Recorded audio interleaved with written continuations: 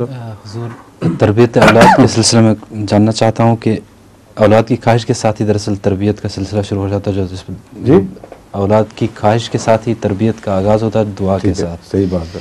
لیکن جس وقت بچہ پیدا ہو جاتا ہے تو اس وقت عملی طور پہ والدین پر ایک ذمہ داری شروع ہو جاتی ہے.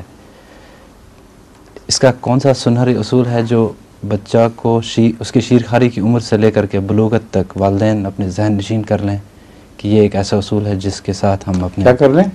ایک ایسا اصول جو ذہن نشین کر لیں کہ اس سے ہم اپنے اولاد کی بہتر تربیت کر سکتے ہیں. اللہ تعالیٰ نے فرمایا ہے ہم نے ہر بچے کو فطرت پہ پیدا کیا ہے، ٹھیک ہے جی. اور وہی فطرت ماں باپ کی بھی ہے. اگر نفسیاتی لحاظ سے آپ جو درست ہے وہ کریں اور جو غلط ہے وہ نہ کریں تو ان کی فطرت کی تائید میں تربیت ہو رہی ہوگی، بجائے اس کے کوئی مصنوعی طریقے کتابیں پڑھ پڑھ کر ڈھونڈیں. آپ کی فطرت ہر جگہ آپ کی رہنما ہے، اور خاص طور پر ایسی فطرت جو مسلمان ہو چکی ہو، یعنی اس پر بد اثر دوسرے نہ پڑ چکے ہوں، تو آپ کے لیے تو مشکل ہی کوئی نہیں. بہیو نیچرلی، بالکل نارمل رہیں، اور ان سے جہاں آپ سمجھیں گے یہاں پیار فائدہ دے گا، آپ کا دل خود ہی کیا پیار کرو.